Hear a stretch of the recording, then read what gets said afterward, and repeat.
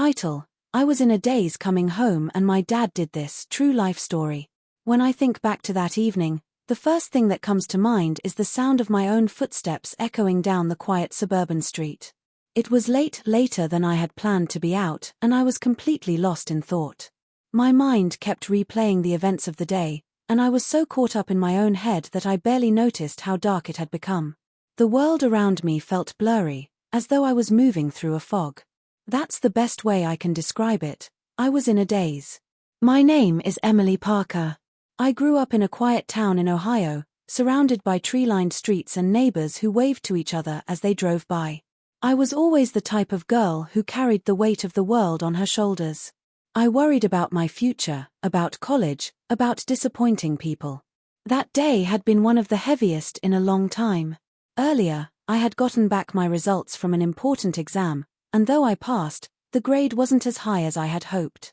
On top of that, I had a disagreement with my closest friend, Amanda, who had accused me of being distant. The truth was, I hadn't been myself lately. Life felt overwhelming, and instead of opening up, I had been shutting down. So, as I walked home from the bus stop, my head was full of noise, self-doubt, guilt, and the kind of worries that spiral out of control when you're alone too long. My phone buzzed with a text, but I ignored it.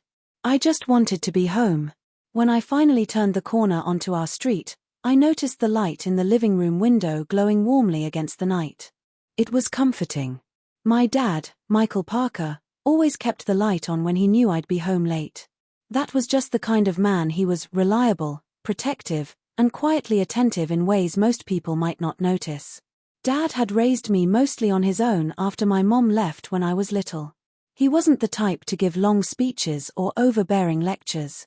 Instead, he showed his care through actions, cooking dinner even after long shifts, attending every school play, leaving handwritten notes in my lunch bag when I was younger. To me, he was a rock, steady and always there, even when I didn't realize how much I needed him.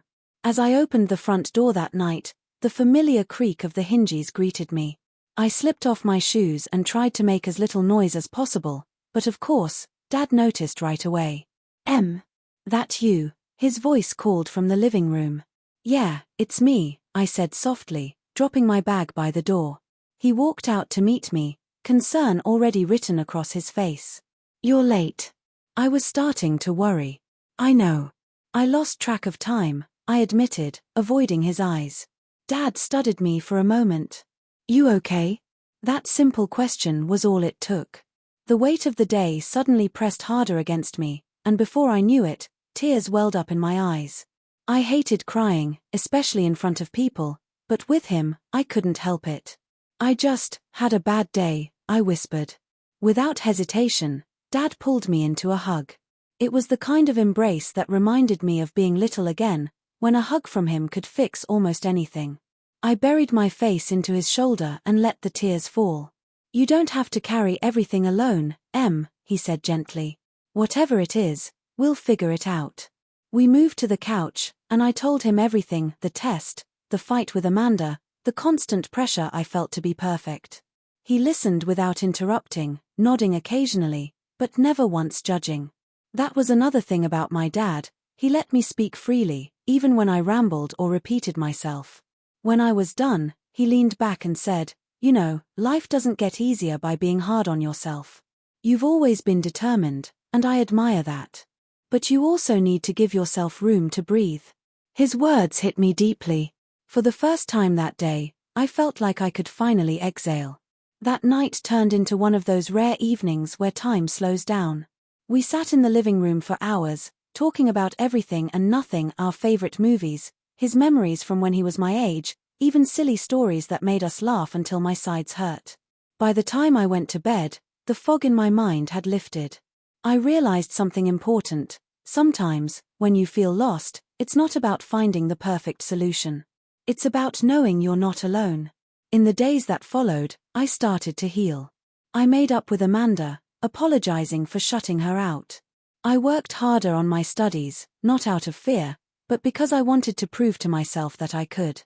And most importantly, I held on to the comfort of that night, of coming home in a daze and finding my dad there, ready to catch me when I was falling. Even now, years later, I carry that memory with me. It wasn't about a single conversation or a specific piece of advice. It was about presence, the quiet, steady love that reminded me I had a place to belong. Life has its storms, and I know there will always be more challenges ahead. But whenever I feel that familiar fog closing in, I think back to that night. And I remember, no matter how heavy the world feels, I'll always have the strength to find my way home.